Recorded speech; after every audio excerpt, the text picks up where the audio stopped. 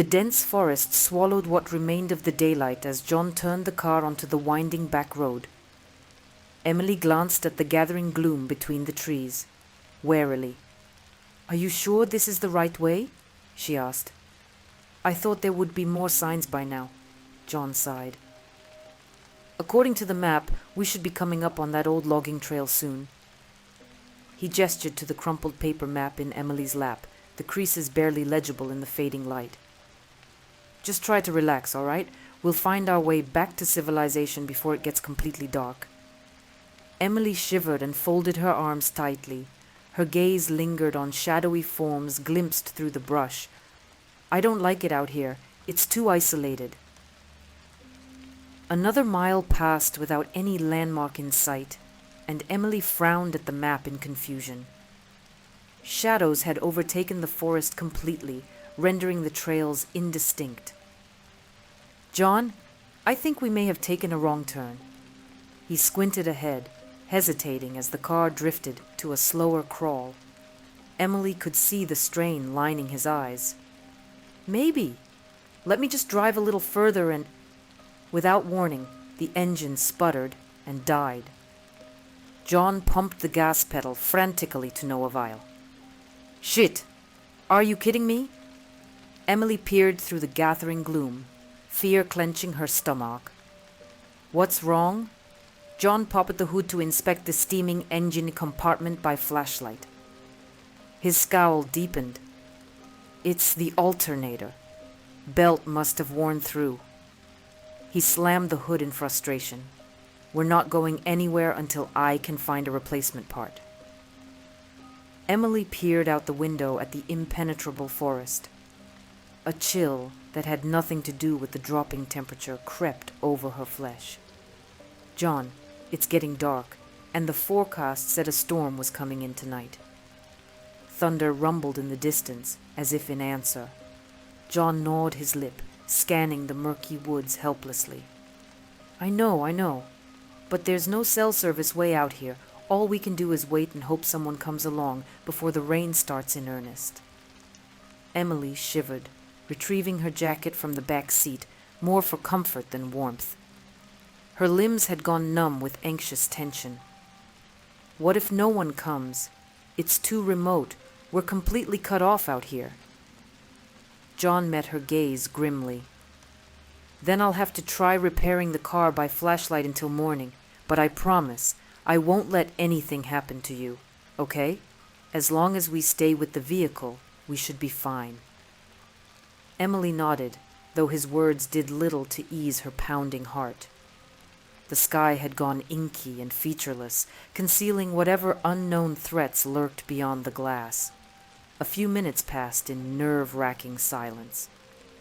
Then the first fat raindrops began to drum on the roof, growing heavier by the second. Emily gazed helplessly at the deluge. "So much for finding help tonight." John blew out a breath, scrubbing a hand over his face. "All right, let me get my tools. Maybe I can rig something to get us mobile again before this storm worsens." He stepped into the downpour, flashlight beam lancing through the sheet of rain. Emily watched him work grimly in the glow, struggling against the mounting wind and dark. The minutes ticked by, with no change in their desperate situation. Emily shivered violently, the chill seeping through her rain-speckled clothes. She jumped at every brush of wind, imaging shadowed forms shifting in the swirling gloom. Her pulse throbbed in her ears, drowning out all but the howling tempest. The creaking trees seemed to echo with ominous voices. A noise startled her from behind. She whirled to find John rapping on the window, rain streaming down his face. She fumbled to let him inside, trembling violently. "Any luck?"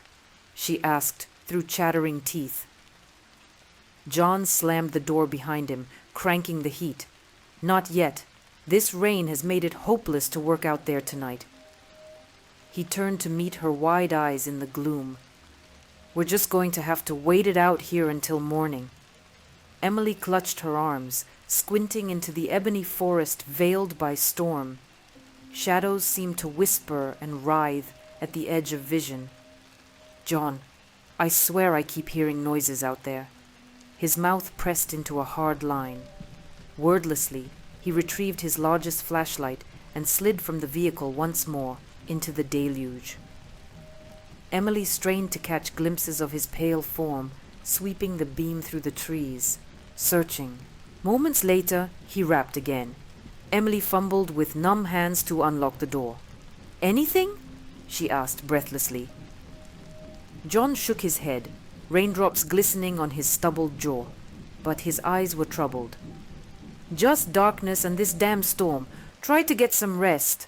I'll keep watch until dawn."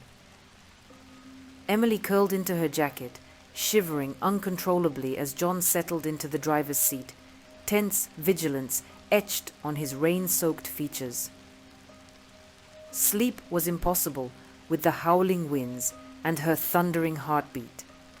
Every rustle conjured lurking demons, glimpsed only in the corner of her eye. She startled awake sometime later to find the tempest had worsened impossibly, waves of rain battering the vehicle. John gazed hollow-eyed into the night, flashlight beam their only defense against the engulfing blackness. Emily had never felt so alone. This was no ordinary storm. Some deeper menace seemed to lurk in the swaying trees, preying shadows just beyond reach.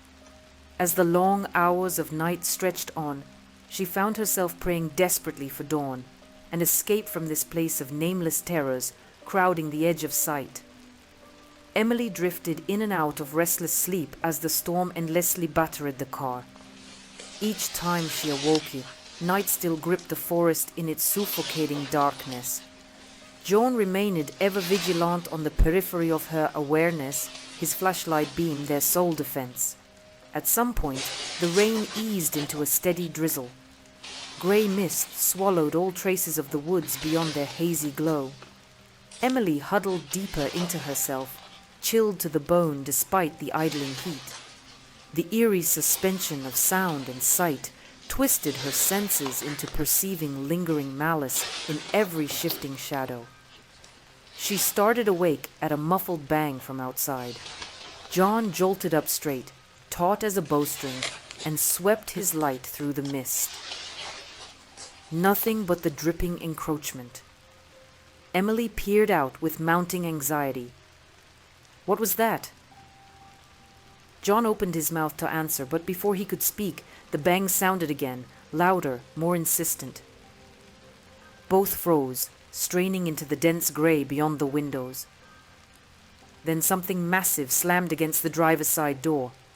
Emily screamed as John flung it open, brandishing his light like a weapon. The beam revealed only dense mist and swaying brush, releasing a guttural sigh as it dissipated into the gray. Emily clutched John's sleeve, trembling violently. What the hell was that?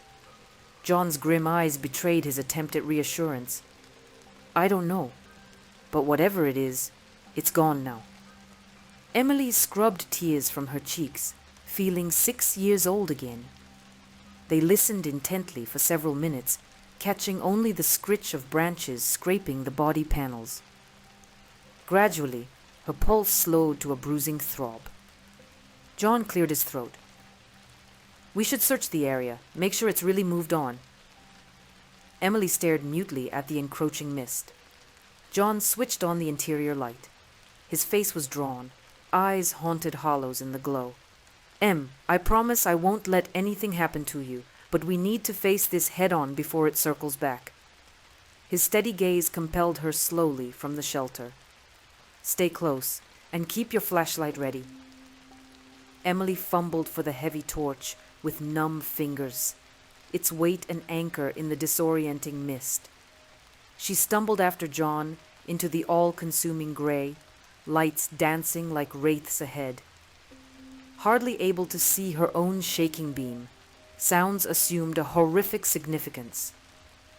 Every cracking branch or drip of moisture crawled over her flesh, like legs of some monstrous spider. She clung to the back of John's leather jacket, praying for this nightmare to end.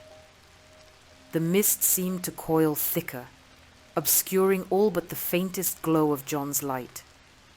A thrill of dread pierced Emily's core as it wavered and shrank against the encroaching fog. Then abruptly, it vanished. "John?"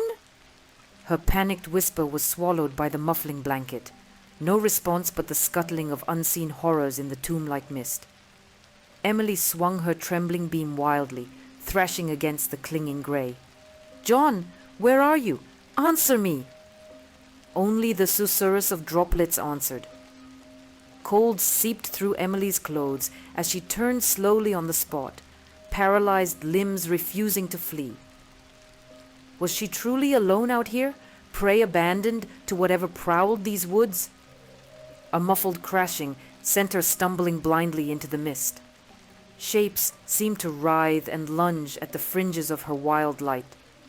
Then she collided with something solid, lurched back with a yelp, beam wavering over John's rain-soaked form. "Shh, it's me," he breathed, hands clamped on her shoulders. His eyes were hard chips of ice. "I saw something moving through the trees. We need to get back, now." Emily gave a whimpering sob, but let John drag her bodily through the blending mist. Her pulse throbbed with fresh panic as crashing sounds closed in from all sides, as if circling some massive predator. She strained her ears for the vehicle's faint glow. Without warning, her foot snagged on something jagged. She pitched forward with a scream as her torch rolled into the grey void. Twisting to regain her bearings, she froze in place, blood turning to ice. For illuminated by the faint glow of her fallen light was a monstrous crooked shape. Dangling like some sacrificial offering amid the trees was a mutilated human corpse, flesh stripped to the grisly musculature. Eyeless sockets seemed to gape down in mute accusation. Emily retched violently, unable to look away from the abomination. Shouts erupted behind her, and strong arms dragged her bodily from that place of nightmares. Her ears rang with a soulless howling that tore through the mist like razors. Emily thrashed wildly, propelling them both headlong into something solid. Her back collided with wet metal, the car. She collapsed, clutching the body panels for dear life as the ghastly baying swelled deafeningly close. John scrambled desperately at the driver's side door, cursing a blue streak through chattering teeth. With a squeal, light spilled from the interior. Emily hauled herself inside on limbs turned to jelly and slammed the door behind John's scrambling form. Her chest heaved, retching bile onto the floor mats. John grabbed her shoulders, forcing her swimming gaze to meet his wild eyes. "Listen to me. Whatever the fuck is out there, it's circling the car. We need to get out of here, now." Emily nodded dumbly, bile sour in her mouth, and released the door lock, with fingers gone numb. John gunned the lifeless engine desperately as guttural howls closed in from all sides. Frustrated screams tore from his throat as the starter whined uselessly. Some primal instinct jerked Emily's head up, just as a massive dark shape lunged at the driver's window with an abrasive shriek. Gray flesh collided with tempered glass, mere inches from John's contorted face, spraying drool and spittle across the pane.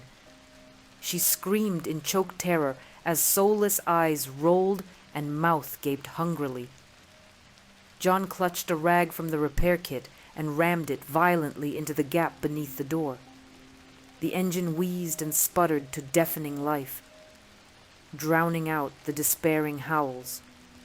With a spray of gravel, they shot away into the clinging mist, demonic wailing fading into the distance.